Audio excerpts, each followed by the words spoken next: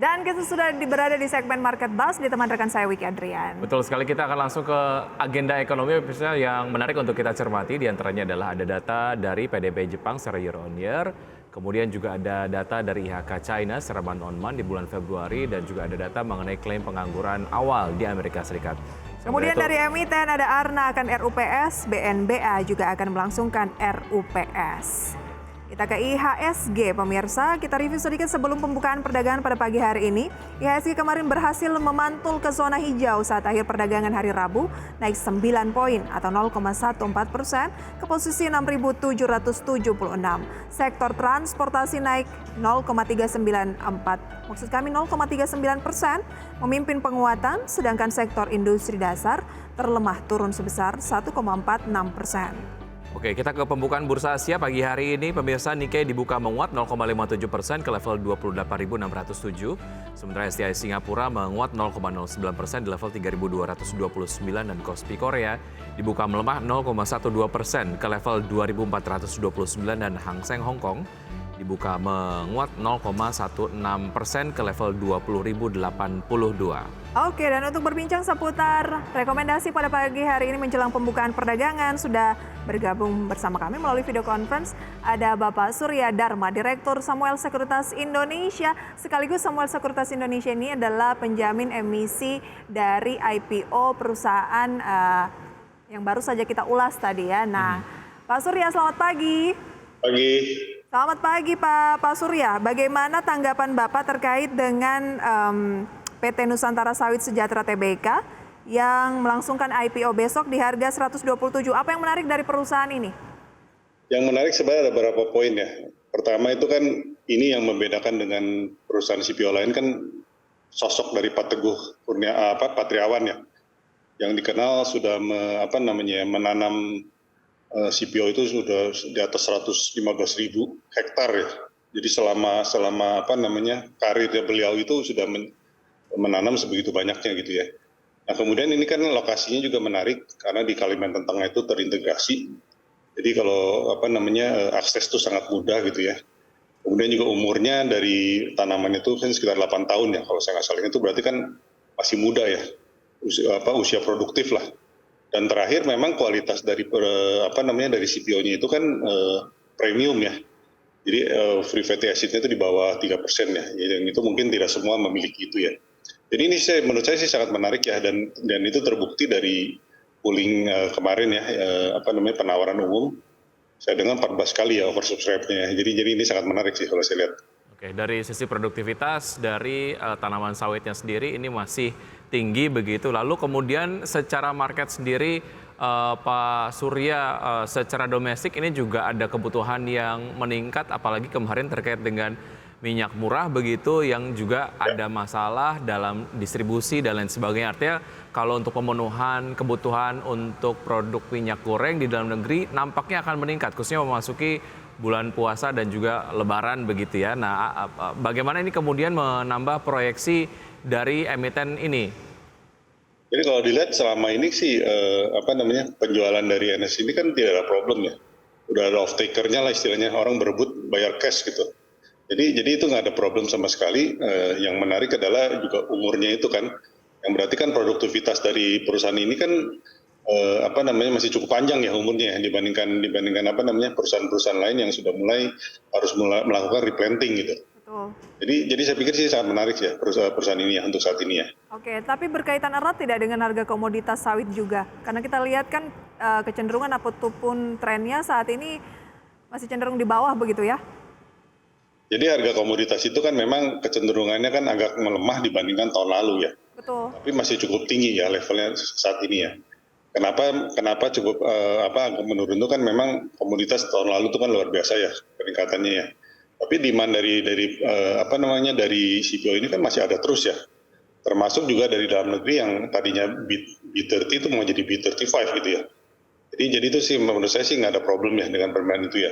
Cuma memang sektor CPO ini kan sering sekali kan mendapatkan sentimen negatif karena adanya kampanye negatif lah, khususnya dari negara Eropa ya, yang sebetulnya kalau menurut saya pribadi sih lebih kepada persaingan perdagangan Karena yang bisa menghasilkan CPO itu kan di dunia itu kan cuma Indonesia sama Malaysia dapat dibilang begitu kan. Nah, sedangkan minyak yang dihasilkan per hektar itu yang paling besar itu di CPO. Baik. Produk lain itu nggak ada yang bisa seperti CPO gitu. Oke, Jadi itu memang kampanye negatif itu harus kita lawan juga ya, karena ini kan merupakan produk unggulan Indonesia ya. Ekspor kita itu kan sangat besar ya, hampir 10% kalau nggak salah dari CPO gitu ya. Oke. Jadi ya kalau orang orang asing tidak suka karena adanya pertimbangan itu ya kita sebagai lokal harus mendukung sih sebetulnya industri unggulan kita ini gitu. Baik, secara valuasi untuk sektor perkebunan sendiri menurut Anda seperti apa? Sedang ada di tren yang menarik untuk kemudian dikoleksi atau seperti apa?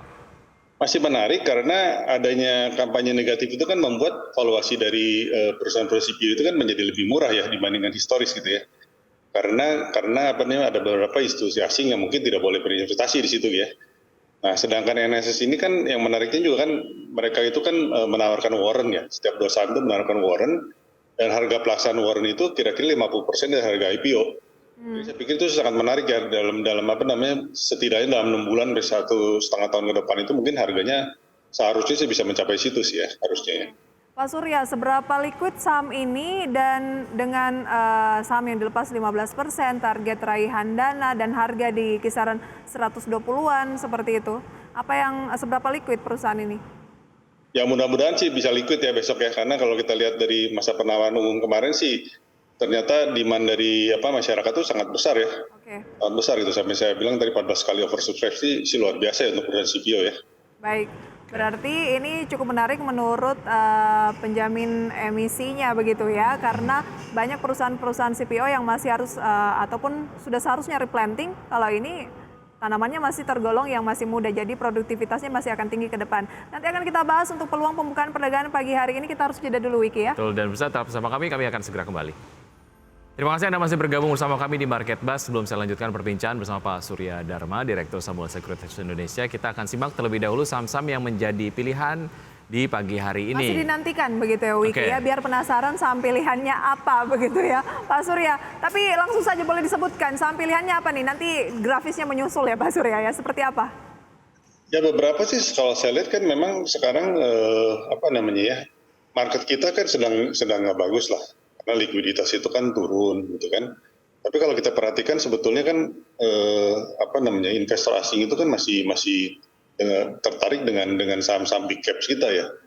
Di saham-saham seperti for big banks itu kan masih diminati gitu ya. Nah, bedanya cuman karena sekarang itu kode investor asing lokal itu ditutup, sehingga pada waktu terjadi penurunan tapi investor asing itu membeli, investor lokal itu nggak bisa melihat gitu. Jadi pada waktu indeks turun, kecenderungannya itu investor lokal ikutan menjual gitu ya. Padahal ternyata pada saat akhir-akhir investor asing itu malah membeli kan, seperti yang terjadi kemarin juga gitu ya. Jadi itu hal-hal yang perlu kita perhatikan. Jadi beberapa saham yang sebetulnya sudah tidak bergerak cukup lama ya, seperti for big banks itu saya pikir masih sangat menarik ya. Kemudian sektor saat ini juga yang menarik menurut saya sih mungkin consumer ya. Consumer dan retail itu mungkin juga cukup menarik ya. Karena beberapa seperti retail, saya kasih contoh yang performanya mungkin tahun lalu kurang bagus sehingga harga sahamnya turun, itu juga mungkin bisa menjadi menarik juga sekarang ya, seperti Ace Hardware misalnya atau Era gitu misalnya kan, itu juga bisa kita perhatikan juga gitu ya. Oke. Atau juga beberapa saham-saham seperti yang IPO kan ini banyak juga ya, orang banyak yang mengantisipasi IPO juga sih sebetulnya kan.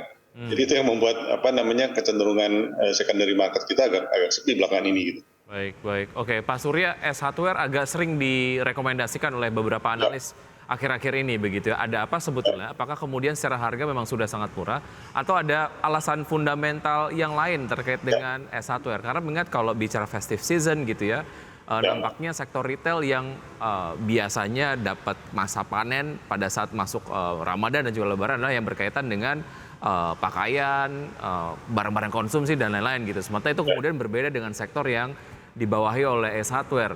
Nah, analisisnya seperti apa? Kalau Ace Hardware ini sebetulnya performanya belakangan ini agak turun ya. Jadi tahun lalu itu agak turun sehingga membuat harga saham juga turun gitu ya. Tapi saya lihat memang belakangan ini mulai ada terjadi pemulihan kinerja yang membuat karena harganya sudah di bawah juga ya, turunnya kan sudah terlalu banyak menurut saya. Jadi itu juga menjadi peluang juga kan. Tapi kalau dihubungkan dengan Ramadan mungkin barang-barang yang dijual di Es Hatower ini mungkin tidak begitu sensitif ya. Tidak begitu terkait dengan Ramadan lah gitu kan, agak berbeda dengan misalnya perusahaan-perusahaan seperti Ramayana gitu ya yang pada setiap Ramadan itu penjualannya meningkatnya bisa double gitu ya. Oke. Jadi itu memang ada perbedaan sih, kita mesti lihat retailnya seperti apa dan jenisnya seperti apa gitu. Kalau ACES ini kalau kita cermati kan sebulan terakhir sebenarnya masih kecenderungan turun 4%, kecuali kita berinvest 3 bulan naik 10% begitu. Strategi untuk masuknya seperti apa Pak Surya dan juga targetnya bagaimana?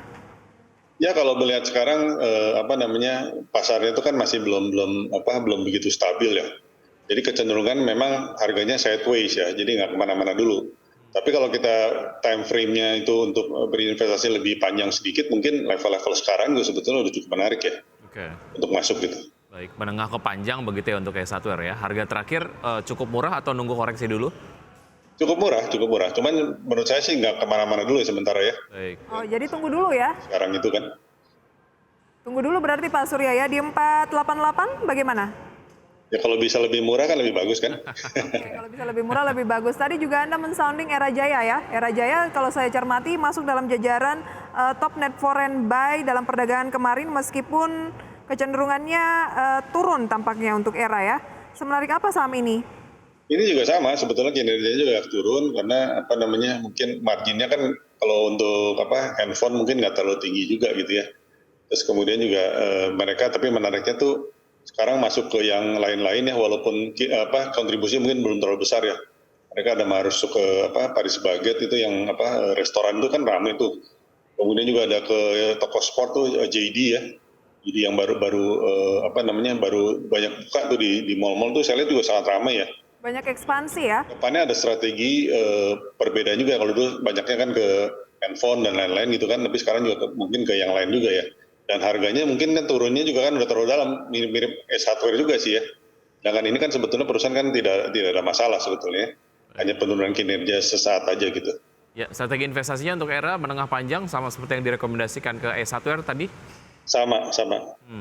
Oke, di pembukaan pada pagi hari ini waktu menunjukkan pukul 9 tepat berada di 505. Bagaimana nih Pak? Apakah kita tunggu dulu juga lebih murah dan lebih murahnya tuh kira-kira di kisaran berapa? Ya kalau bisa 500, di bawah 500 lebih bagus sih. Oke. Oh berarti nunggu dulu dong baru akumulasi. Ya kita lihat marketnya, karena marketnya ini kan belakangan ini kan agak tertekan juga dengan komentar Jerome Powell kan, yang agak bearish gitu ya. Jadi kita kepengaruh juga gitu. Jadi beberapa bulan ini sejak awal tahun itu kan pergerakan harga saham kan indeks itu kurang bagus ya. Oke, jadi lebih baik wait and see, buy on weakness. Nah, Wiki, satu hal yang menarik juga adalah setelah komentar Jerome Powell ini, penantian data tenaga kerja atau ya dari Amerika Serikat besok. Nah, ini yang masih dinantikan juga. Betul, dan nampaknya juga akan memberikan implikasi terhadap pergerakan dari bursa global begitu ya. Sedikit saja untuk terkait dengan Es Hatower dan juga Era. Secara proyeksi target price lah ya dengan term investasi menengah ke panjang di berapa Anda melihatnya Pak Surya? Minimal 10% sih harusnya bisa ya. Oke. Potensinya ya. 10%. 10% sih. Tapi memang bukan jangka pendek begitu ya. Minimal time frame-nya berapa lama, Pak? Dari situ kan masih sangat jauh gitu sebetulnya kan. Masih sangat jauh. Jadi ya kumpulkan saja. Paling tidak ada peluang kenaikan yang terdekat mungkin kita ke Era Jaya di posisi berapa? Ya sekarang sekitar 505 gitu kan. Mestinya sekitar 550 tuh masih punya potensi ya. Baik. Kalau Oke. ACES? ACES juga sama, kurang lebih 10% lah. Kita lihat 10% dulu lah bisa tembus nggak. Kalau misalnya itu bisa, baru kita mikirkan harga yang lebih tinggi lagi gitu kan. Oke. Bicara spesifik di sektor blue chip, tadi Anda sempat sampaikan untuk harga-harga saham yang nampaknya tetap berada di harga premium begitu. Tapi ini menarik untuk bisa dicermati. Bisa Anda sampaikan secara spesifik saham-saham mana saja? Seperti BRI, Mandiri, BNI, itu semua menarik lah. Dan satu lagi mungkin yang saya mau sampaikan juga mungkin yang sebentar lagi kan ada musim dividen ya. Jadi perusahaan-perusahaan yang dividennya besar, yieldnya tinggi itu seperti batubara itu mungkin yang belakangan ini agak turun itu mungkin masih menarik juga ya kalau kita dividen play ya. untuk beberapa perusahaan itu gitu. Berarti spekulatif karena Pak Surya bilangnya mungkin kalau dari deretan net foreign buy atau yang asing akumulasi di hari kemarin itu ada jajaran saham Adaro, kemudian ITMG setelah banking ya kan bank dulu nih BBRI, Bank Mandiri, BCA, Adaro, ITMG langsung di posisi ke-4 dan juga ke-5. Nah, saham ini kah yang Anda maksud atau karena ini udah ketinggian mungkin Pak Surya Anda memilih saham tambang batubara yang lain? Itu dividen play lah. Kalau batubara rata-rata kan sekarang profitnya itu kan di bawah bank besar mungkin hanya batubara ya, yang profitnya bisa puluhan triliun gitu ya. Jadi itu dividennya bakalan tinggi dan yieldnya juga bakalan tinggi juga karena PI mereka kan rata-rata rendah ya. Jadi itu menarik lah untuk sementara ya. Baik, oke, PTBA beberapa waktu yang lalu membagikan dividen yang cukup besar begitu ya. Sejauh mana ini kemudian juga diantisipasi juga oleh investor, Pak Surya? Ya, dividen itu kan biasanya kan dibagi berdasarkan profit tahun lalu ya. Jadi profit tahun lalu kan kita sudah bisa banding-banding, kemudian payout-nya biasa tiap tahun berapa kita bisa perkirakan sebetulnya kan. Walaupun mungkin belum tentu sama gitu ya. Kita perkirakan dari situ kita bisa dapat EPS yang diperkirakan dan itu kalau kita bandingkan dengan harganya kan kita ketahuan tuh yield-nya berapa gitu ya. Betul. Rata-rata sih mungkin di atas 5% sih, ada yang 10% gitu kan. Kalau batubara kan memang luar biasa sih profitnya tahun lalu ya. Oke, telat nggak Pak kalau memanfaatkan momen dividen ini baru mau masuk sekarang? Menarik kan pada saat ini kan terjadi penurunan karena harga batubaranya kan sedang turun kan. Di dunia itu kan $180 kan sekarang. Newcastle Beberapa hari terakhir ini menguat lagi Pak Surya masuk jajaran top net foreign buy. juga ya. Tapi sedangkan dividen itu kan berdasarkan profit tahun lalu gitu ya. Betul. Yang nggak terpengaruh mestinya kan dengan itu kan. Tetap buy aja. Mungkin turun, sedangkan dividennya tetap tinggi, ya yieldnya jadi tinggi. Dividennya jadi menarik, jadi lebih menarik gitu. Secara rekomendasi mungkin untuk saham-saham berbasis batu bara untuk yang sudah punya tahan terlebih dahulu, tunggu potensial upside berikutnya. Untuk yang belum punya sikat aja, masuk aja gitu ya, kurang lebih Dan pas turun ya. Oke, Pas baik. turun ya. Oke. Oke. Kita ke pembukaan perdagangan pada pagi hari ini ya Pak Surya dan juga pemirsa, indeks harga saham gabungan masih bertahan di teritori positif mengikuti tampaknya rebound dari Wall Street ya. Ya. IHSG naik 0,31% di 6.797. Ya. Kemudian pemirsa ada Jakarta Islamic Index juga naik melemah ternyata ya. Saya terlalu semangat Wiki. Melemah 0,27%. Kemudian LQ45 menguat 0,44%. Saya yakin JI akan ikut nanti. Baik, ini juga nampaknya dari apa yang tadi sempat disampaikan oleh Pak Surya terkait dengan saham-saham yang cukup menarik masuk ke dalam jajaran blue chip BBCA gitu ya. Ini masuk ke dalam jajaran top gainers. Kemudian ada BBNI, ada Cuan dan juga Adaro dengan penguatan masing-masing 0,29%, 1,97% untuk BBNI. Cuan setelah kemudian kemarin IPO begitu nampaknya masih masuk ke dalam jajaran top gainers gitu ya, menguat 24,82%, sementara Adaro menguat 0,34%. Oke, dari top loser ada Tron yang juga baru IPO kemarin dari sektor teknologi melemah 1,69%, 232. ITMG melemah 0,59% di 37.675. WIRG melemah 0,59% di 169. MPMX juga turun 1,21%, 1.225. Kalau dilihat dari gainers dan losers ya Wiki ya, ada Adaro yang menguat sementara ITMG-nya turun. Nah kalau Pak Surya tadi bilang belilah di harga bawah, tapi kan kalau ITMG ini kayaknya secara nilai itu nggak bersahabat nih sama retail 37.600 saat ini. Nah sejauh mana pelemahan ini bisa dimanfaatkan sebetulnya? Iya. Ya pada saat terjadi penurunan ini kan sebenarnya jadi tambah menarik kan, karena dividennya saya bilang tadi kan tinggi kan. Jadi kesempatan juga sih sebetulnya. Oke, kalau kita bandingkan dari saham-saham berbasis batubara yang masih secara harga gitu ya, masih kemudian kayaknya investor retail masih bisa masuk, tapi secara potensial upside akan ada potensi penguatan yang signifikan. Satu atau dua saja, Pak Surya. ITMG mungkin Adaro itu juga menarik juga ya. Oke, ITMG dan juga Adaro buy on weakness atau belilah di harga-harga murah manfaatkan. Biasanya kan lagi kan pada X, Ya, pada hari X itu kan turun kan. Tapi biasanya itu kembali lagi harganya ke semula lagi setelah beberapa waktu gitu. Sedangkan yang pemegang sahamnya kan mendapatkan dividen kan. Betul. Jadi menariknya tuh di situ gitu. Nah, ada target untuk kedua saham itu? Target sih mungkin karena dividennya tinggi ya, mungkin sih turun dulu baru kembali lagi ya. Kita harapkan kembali dulu ke harga semula dulu ya, setelah X gitu. Baik, oke. Itu tadi dia beberapa analisis yang memang menarik. Apakah itu terkait dengan sektoral tadi, kemudian juga saham-saham yang Anda rekomendasikan. Sedikit mengenai apa yang diantisipasi oleh investor lah ya terkait dengan data ekonomi yang akan dirilis besok dari Amerika Serikat. Implikasinya terhadap IHSG apa dan apa yang bisa kita antisipasi, Pak Surya? Jadi kalau kita lihat kan pidatonya Powell itu kan sifatnya agak dovish gitu ya. Jadi kecenderungannya kan sekarang orang mulai memperkirakan bulan Maret ini kenaikan suku bunga Fed itu jangan-jangan bisa 50 bips gitu. Kalau tadinya kan kita berpikir hanya 25 bips, akan disusul kembali di bulan Mei atau Juni 25 gitu ya. Juni itu tadinya juga orang tidak memperkirakan, tapi terakhir itu memperkirakan ada kenaikan. Nah sekarang setelah 75 basis poin kemungkinan kenaikan, dengan pidatonya itu tiba-tiba bulan Maret itu bisa jadi 50 gitu dari 25 gitu kan. Jadi itu yang membuat kenapa orang jadi tiba-tiba indeksnya pada turun kan. Oke, jadi investor harus ngapain Pak Surya? Singkat saja. Malah membuat kecenderungan Fed untuk menaikkan suku bunga itu menjadi lebih agresif gitu ketimbang sebelumnya. Jadi kalau data-datanya jelek, mungkin Fed juga berpikir 2 kali juga ya untuk menaikkan. Kalau bagus Pak Surya, kan ini yang diantisipasi, berarti The Fed akan on the track naikin. Datanya bagus kan, dengan sendirinya kan kemungkinan Fed menaikkan suku bunga menjadi lebih tinggi lagi gitu dari sebelumnya gitu. Jadi investor harus ngapain Pak? Jadi seperti itu aja sih sebetulnya. Jadi kita harus ngapain Pak? Nah kalau misalnya Fed menaikkan suku bunga sampai 5,75% misalnya kan, itu kan sama dengan level BI rate sekarang gitu. Jadi apakah BI rate kalau sama gitu ya levelnya itu, kalau menurut saya kan itu bisa menekan di rupiah juga ya kalau misalnya BI tidak menaikkan suku bunga gitu. Harus diantisipasi berarti ya. Baik. Oke. Terima kasih Pak Surya untuk sharing informasinya pada pagi hari ini. Sehat, sukses selalu untuk Anda. Selamat pagi, sampai berjumpa kembali Pak. Ya, Karena itu kan sukses untuk Anda, tergantung Pak juga Surya. dengan pergerakan US dollar kita ya, rupiah kita ya. Oke, Baik, rupiah juga baik. harus dicermati, jangan Ya, sampai terima kasih melemah Pak ya. Surya, sampai jumpa.